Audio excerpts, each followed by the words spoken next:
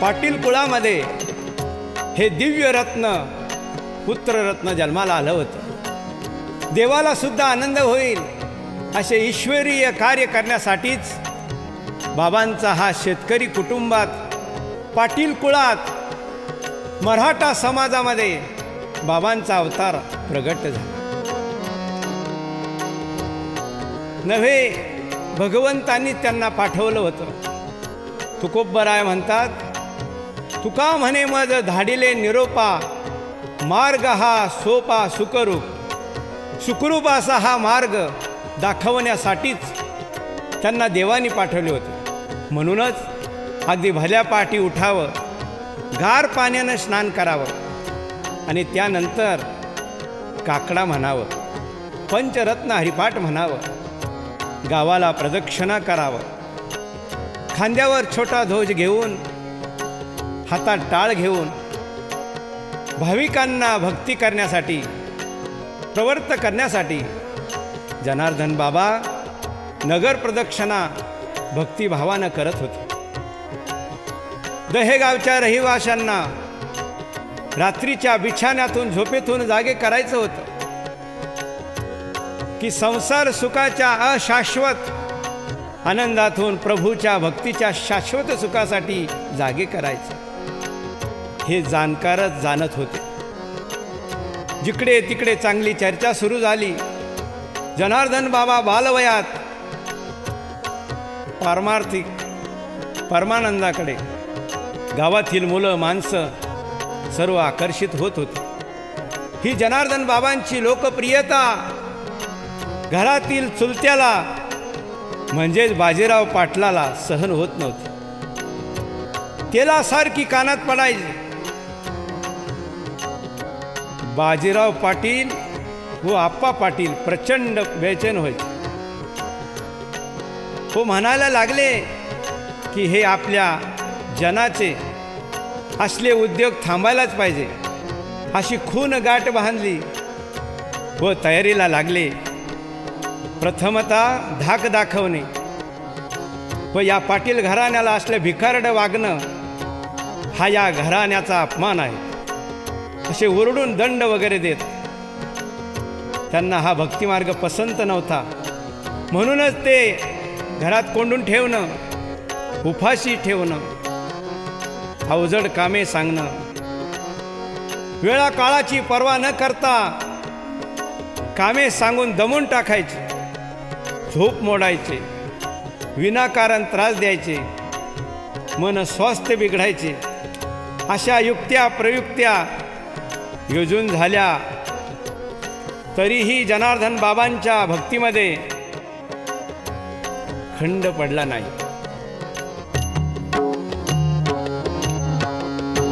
धन्य तुमची शिव भक्ती, धन्य तुमचा उपदेश, बालपणी पाणी घाले 11 मारुतीस हो, बालपणी पाणी घाले 11 मारुतीस।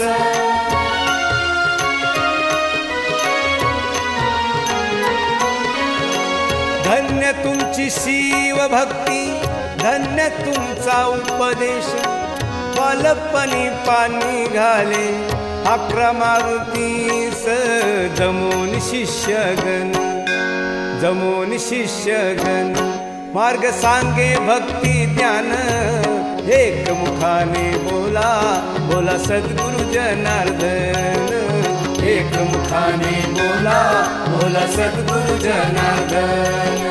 दहे गावच्या संता जगदी आला आज कैसा, दहे गावच्या संता जगदी आला आज कैसा, अनाथ या भक्तासी उपदेश करतो ऐसा, अनाथ या भक्तासी उपदेश करतो ऐसा। दररोज भक्ती करायची, भजन करायचं, गंध लावायचं, पण बाजीराव पाटील गंध पुसून टाकायचे, गळ्यातल्या माळा तोडून टाकायचे आणि म्हणायचे, कशाला वाढीतो केस, काढून टाक। जनार्दन स्वामी केसांना व नखांना कधी शस्त्र लावत नसत। हा एक सदाचाराचा भाग आहे। सदाचार व आचार बाबांनी अंगी बाळगला होता. हे पाहून बाजीराव पाटील क्रोधित व्हायचे आणि जवळच्या पोरांना म्हणायचे, पोरावो धरा रे या जनाला,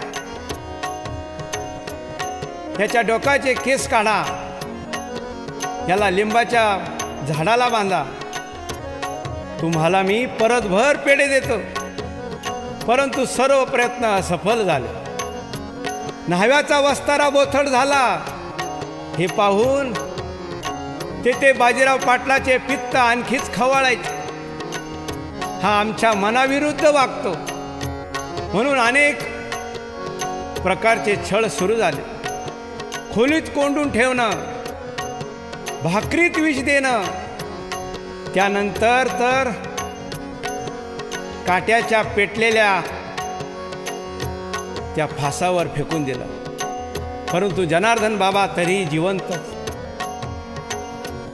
अजूनही एक युक्ती शोधून काढली आणि ती म्हणजे तापलेल्या लोखंडाच्या सळाईनं डोळे फोडायची. ही युक्ती आखली, पण म्हणतात ना, देव तारी त्याला कोण मारी. जाखो राखे साया मार सके ना को, बालन बाका कर सके जो जग बैरी हो. कबीरा जो जग बैरी हो, जाको राखे साया, जाको राखे साया मार सके ना को, बालन बाका कर सके जो जग बैरी हो. कबीरा जो जग बैरी हो.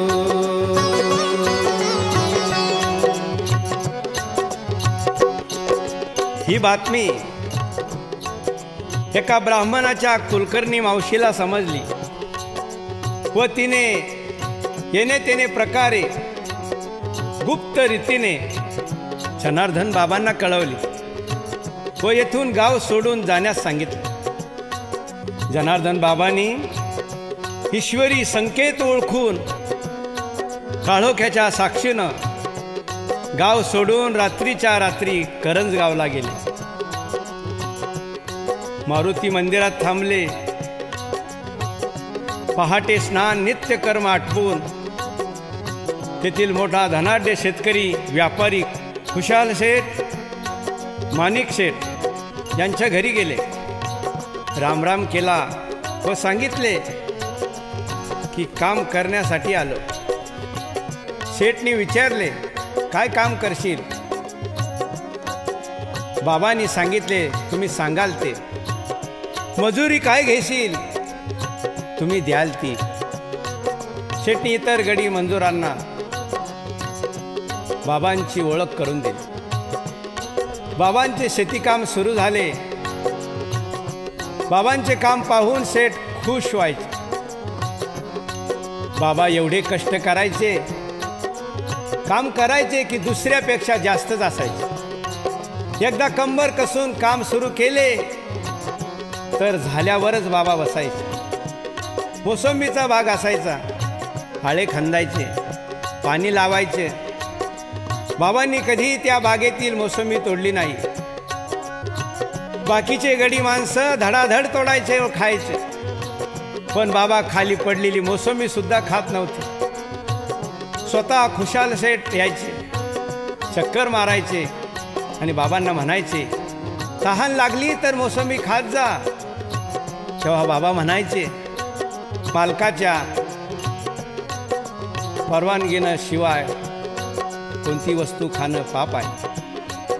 शेठच्या लक्षात आलं की प्रामाणिकपणा पैशांनी मोजला जात नाही. जनार्दन बाबा कामे उरकून कीर्तनाला शिऊरला शंकर स्वामीच्या मंदिरात जायचे. शिवूरची वारी करायचे. कथा कीर्तन झाल्यावर परत आपल्या बिछाण्यावर येऊन झोपायचे. कोणीतरी शेठला जाऊन सांगायचे, जनार्दन बाबा कीर्तनाला जाता. रात्री सर्व शेतीचे वापरायचे अवजारे, गुरे ढोरे, गाई वासर, धान्याची रास, पोते खळ कोणी राखायचं. हा जनार्दन बाबावर पूर्ण नियोजित कट होता. एक दिवस शेठनी परीक्षा घ्यायचं ठरवलं. खरंच जनार्दन बाबा खळ्यावर राहता की नाही, राखण करता की नाही, का कीर्तनाला जाता, म्हणून खुशाल शेठ चक्कर मारायला गेले. तर जनार्दन बाबा तेथे राखण करताना खळ्यावर दिसले. हो माणिक शेठला शिवूरला त्याच वेळेस श्री शंकर स्वामीच्या मंदिरात कीर्तनाला दिसले. हे पाहून दोघे भाऊ आश्चर्यचकित झाले. हा प्रत्यक्ष चमत्कार पाहून रोमांचित झाले. डोळ्यातून आनंदाश्रू आले. अशा महान भगवत भक्तांनी माझ्या मळ्यात मजुरी करावी एवढी माझी पात्रता नाही. आता मी बाबांना ओळखले. गंभीर स्वरात जनार्दन बाबाला म्हणाले, बाबा तुम्ही अपरात्री रात्री दहेगाव सोडून आलात. त्या करंज गावात कर्मभूमीत तुम्ही कर्म केले. सगळ्यांनी जनार्दन बाबांची क्षमा मागितली. हो खुशाल शेठ म्हणाले, माझ्या मालकीची 12 एकर जमीन तुम्हाला दान देत आहे, तेवढे स्वीकार करा. जनार्दन बाबांनी ती स्वीकारली. आणि याच करंज गावी एक प्रसंग घडला.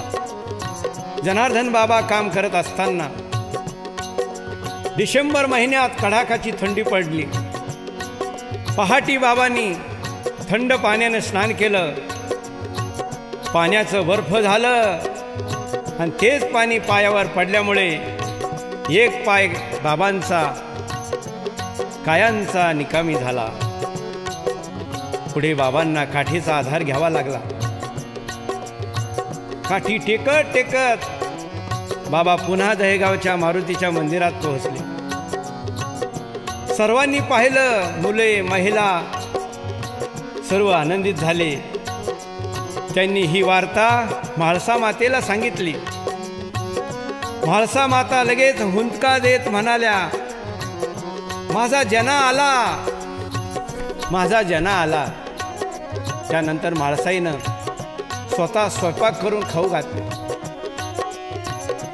जेवण झाल्यावर बाजीराव पाटील यांनी विचारले, काय रे इकडे एवढ्या दिवस कुठे होता? बाबाजी म्हणाले, करंजगावला. कोणाच्या घरी? माणिक शेठच्या. मग किती पैसे आणले? पैसे नाही. मग त्यांनी मला मोबदला म्हणून 12 एकर जमीन दिली. हे ऐकून म्हाळसाईला, आप्पा पाटलांना, बाजीराव पाटलांना फार आनंद झाला. पण त्यावेळेस या बाजीराव पाटलाचं जमीन काय ते सगळं गहाण टाकली होती. बरेच अडचणीत आले होते. त्यांनी सांगितले, आण ते कागदपत्र इकडं कर, याच्यावर सही. जनार्दन बाबांची सही घेतली. आतापर्यंत बाबा गेल्यावर परिस्थिती वाईट झाली होती. बाजीराव पाटलावर बरेचसे कर्ज झालेले होते. म्हणून जमीन गहाण ठेवल्या. घरात नका तो कटकटी सुरू झाल्या. त्यांच्या सर्व जाचाला कंटाळून जनार्दन बाबा गावातच एका पडक्या घरात म्हाळसाईसह राहण्यास गेले. सर्व साहित्य म्हाळसाईला आणून दिलं आणि एका कोपऱ्यामध्ये घरात जनार्दन बाबांनी पोथी लावली. जनार्दन बाबा आपल्या नित्याचं काम करून गावातील लोकांच्या शेतावर जाऊन उखरड्यावर गाईगुरांना चारा दिल्यानंतर उरलेले डाखळं बाबा गोळा करायचे, मोठी वळई बांधायचे, गंजी घालायचे. त्याच काळात कडक उन्हाळा, जनावरांना चारा नाही. मग बाकीचे लोक जनार्दन बाबाकडे साऱ्या मोबदल्यात एक गाय द्यायची. त्या गाईचे दूध विकून जनार्दन बाबा घर परिवार चालायचे. गावात शिक्षणाची एवढी काय सोय नव्हती, म्हणून खेड्यातील बालकांना अक्षराची ओळख व्हावी म्हणून जनार्दन बाबांनी प्राथमिक शाळा सुरू केली. त्यांचे भाऊ व मित्रमंडळीच्या मदतीनं दगडमातीची एक खोली बांधली आणि मग शाळा उभारण्याचा श्री गणेशाय बाबांनी दहे गावात केला. नंतर जनार्दन बाबांनी एक घोडी विकत घेतली. त्या घोडीचा आधार घेऊन जनार्दन बाबा परसोड्याच्या बाजाराला जायचे. गावात गूळ घेऊन यायचे, विकायचे. थोडे छोटे दुकान होते, किराणा सामान विकायचे. लासूर येथून किराणा आणायचे, योग्य भावात विकायचे. दुकान वाढत गेले, शिल्लक वाढत गेली, गावात प्रतिष्ठा वाढत गेली. आणि त्याच काळात दहे गावात 20 एकर पांढरी मातीची जमीन विक्रीस निघाली. ती सुद्धा जनार्दन बाबांनी विकत घेतली. 5,000च्या पावल्या मोजून दिल्या. हे सर्व बाजीराव पाटील पाहून बाबांच्या दुकानातील किराणा सामान विनामूल्य घेऊन जात असत. कारण जनार्दन बाबांना वायली काढून दिलं होतं. हो, यांच्या घरात काही कमी नसायचं. काही कमी पडलं, जनार्दन बाबांच्या दुकानातून हवं तेवढा किराणा घेऊन जायचं. तरी जनार्दन बाबा काही बोलायचे नाही. पुढे जनार्दन बाबा दरवर्षी आषाढी कार्तिकीला पंढरीला वारीला जायचे. श्री बाबाजी शुद्ध वारकरी होते. पंढरपूरला हरिभक्तिपरायण लक्ष्मणबुवा वाघळीकर यांच्याकडून अनुग्रह घेतला. पांडुरंगाचं दर्शन घेऊन दहेगावला आले. छोटंसं मंदिर बांधलं, छोट्या छोट्या मूर्ती बसवल्या, विठ्ठल रुक्माईची स्थापना केली. दररोज भजन पूजन हरिपाठ म्हणायचे. मंदिरात दिवा लावायचा, मंदिरात घंटानाद करायचे. एके दिवशी बाहेर भजन करत असताना गावातले 4-4 जण बाबाला म्हणाले, मंदिरात काय देव आहे का? आणि जर असेल त्या मंदिराचा घंटा आपोआप वाजला पाहिजे, तर आम्ही मानू या मंदिरात देव आहे. देवा हो, काय चमत्कार! बाबांनी भजन सुरू केले. दुधात खारका, पाण्यात द्वारका, विठोबासारखा देव नाही हो. विठोबासारखा देव नाही हो. विठोबासारखा देव नाही हो.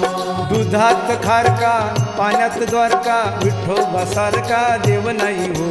विठोबासारखा देव नाही हो. विठोबासारखा देव नाही हो. विठोबासारखा देव नाही हो. विठ्ठेवरी उभा, कट्टेवरी हात, सावळा माझा पंढरीनाथ. सावळा माझा पंढरीनाथ. सावळा माझा पंढरीनाथ.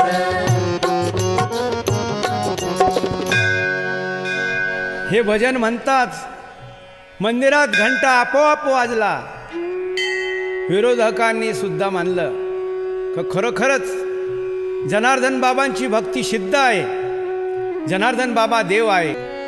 त्यानंतर लगेच म्हाळसाई मातेनं देह ठेवला. जनार्दन बाबा मातृवियोगानं व्यथित झाले. डोळ्यातून अश्रुबिंदू मातेच्या चरणावर पडत होते. त्याच वेळी मंडळी सर्व अंत्यसंस्काराची तयारी करीत होते. मातेचा देह पंचतत्व विलीन झाला. दशक्रिया विधी झाली. पुन्हा सुतकाचे केस जनार्दन स्वामींनी काढले नाही. पुन्हा यावेळी बाजीराव पाटलाला राग आला. त्यांनी बळजबरीने जनार्दन बाबाला बांधून ठेवले. न्हाव्याला सांगितलं वस्तारा चालव, परंतु देवाची करणी आणि नारळाच्या हात पाणी. बाबांच्या केसाला धक्काही लागला नाही. न्हाव्याचा वस्तारा चालला नाही, उलट वस्तारा बोथड झाला. काही झाले नाही.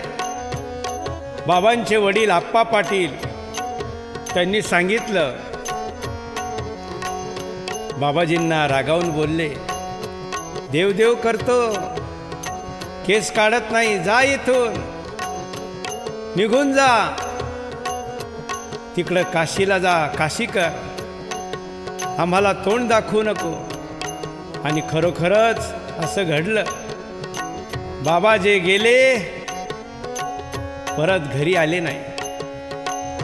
आपल्या जन्मभूमीला वंदन केलं, दहेगाव सोडलं, पुढे गोळवाडीला पोहोचले. त्या गावात सौ गंगूबाई मावशी माळी परिवारातली होती. तिने जनार्दन बाबांना ओळखलं. तोची साधू ओळखावा, देव तेथेची जाणावा. मावशीनं ओळखलं, घरात जागा दिली, सांगितलं की बाबा इथे पारायण करा, अनुष्ठान करा. जनार्दन बाबांनी सांगितले, मला घरात पारायण करायचे नाही आणि कोणाला कळू न द्यायचे नाही. मग मावशीनं घरासमोर झाडाखाली बैलगाडी उभी होती. तेथे बाबांनी मावशीला सांगितलं, मावशी इथं साफसफाई करून द्या, गाईच्या शेणानं सारून थोडासा आडूसा करून द्या, म्हणजे साधना एकांतात होईल. गंगू मावशी स्वतः बाबांच्या फराळाची व्यवस्था करायची. श्री जनार्दन स्वामी, एकनाथी भागवत व इतर ग्रंथाचा पाठ करायचे, वाचन करायचे. त्यानंतर सामवेदाचे पारायण जनार्दन बाबांना करायचे होते. तर तो ग्रंथ परसोडा म्हणजे बोरसर या गावी जाऊन ब्राह्मणाच्या घरातून आण. गंगू मावशीनं आपल्या स्वतःचे मंगळसूत्र गहाण ठेवले व त्याचे पैसे देऊन त्या ब्राह्मणाला दिले. व सामवेद ग्रंथ हा जनार्दन बाबांना दिला. जनार्दन बाबांनी गंगूबाईच्या समस्त परिवाराला आशीर्वाद दिला. त्यांची शेती कोरडाऊ होती, एवढे विहिरीला पाणी नव्हते, परंतु बाबांच्या आशीर्वादानं विहीर पाण्यानं भरून गेले.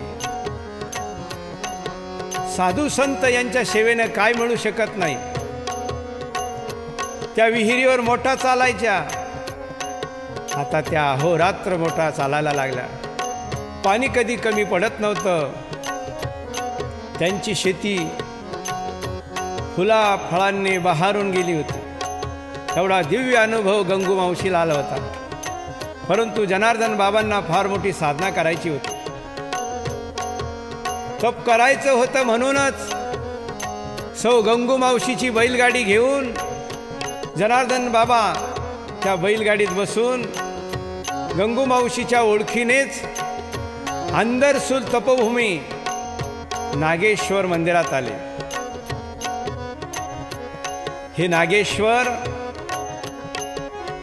अगस्ती ऋषींची तपस्थली, त्यांच्या शुभ हस्ते या मंदिराची स्थापना केली होती. अगस्ती ऋषीने स्थापन केलेल्या या पवित्र जागृतस्थान ही पुण्यभूमी श्री क्षेत्र अंदरसूल कोळगंग्याच्या काठी भगवान नागेश्वराचं मंदिर. येथे लिंगेत समाजाचा स्मशानभूमीजवळच अनेक साधू संतांच्या समाध्या आहेत. दिवसासुद्धा एकटे कोणी जात नसे. अशा एकांतात साधनासाठी अनुकूल क्षेत्र अंदरसून इथे जनार्दन बाबा आले. नागेश्वर मंदिरात दर्शन घेतलं, मुक्काम केला.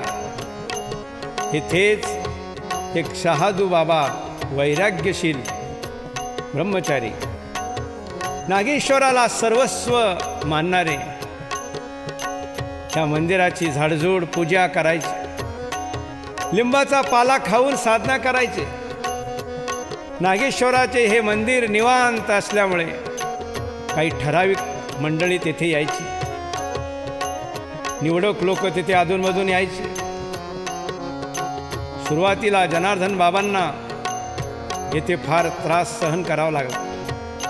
त्यांना कोणी मंदिराजवळ बसून देत नसे, झोपून देत नसे. त्यांचे पूजेचे साहित्य, आसन, बारदाण्याचं पोतं बाजूला फेकून देत असे.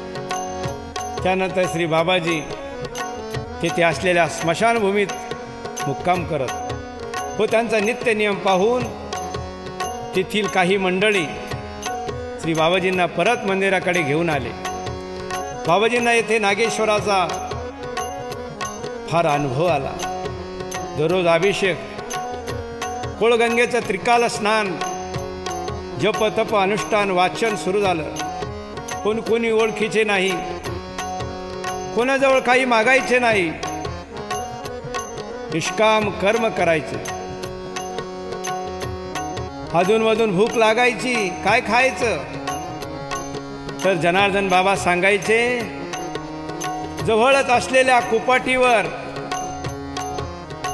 पिवळे झालेले कारले आणायचे आणि तेच पाण्यात उकळून घ्यायचे. नंतर आंब्याच्या इजळलेल्या कैऱ्या खाली पडलेल्या त्या आणायच्या, गरम पाण्यात उकळून खायच्या. नंतर काही नसायचे तर एक लवंग व पाणी घ्यायचे. नंतर थोडी थोडी ओळख होत गेली. कोणी तिथं खात्यात पैसे ठेवायचे तर श्री बाबाजी त्याची खारीक आणायचे सांगत. श्री पांडुरंग भाऊ सोनवणे हे दूध आणून द्यायचे. श्री बाबाजी तो दूध आहार घ्यायचे. अतिशय खडतर तपश्चर्या श्री बाबाजींनी सुरू केली. नागेश्वर मंदिरासमोर प्राणगुफा भुयार बनवलेले होते. त्यात जनार्दन बाबा योग साधना करायचे. खरोखरच ही त्यागमूर्ती होती.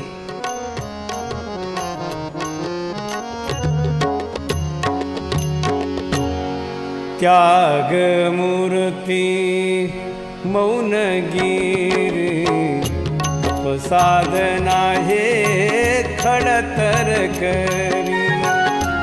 त्यागमूर्ती मौनगिरी, साधना हे खडतर करी. अंदर सूली नागेश्वरी, अंदर सूली नागेश्वरी. प्रथम शिवालये शोधिले, सद्गुरु चरणी सुमन फुले वाहिले. सद्गुरु चरणी सुमन फुले वाहिले.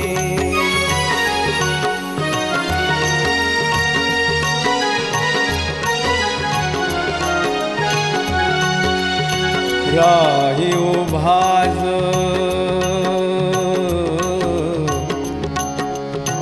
राही उभाजो ध्याना जळे, शिवनामाची जपे ओळी.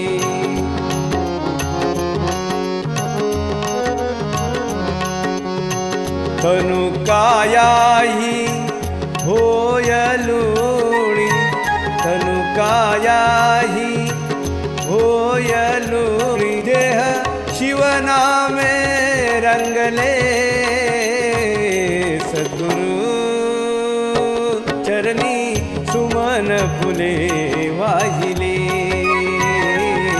सद्गुरु चरणी सुमन फुले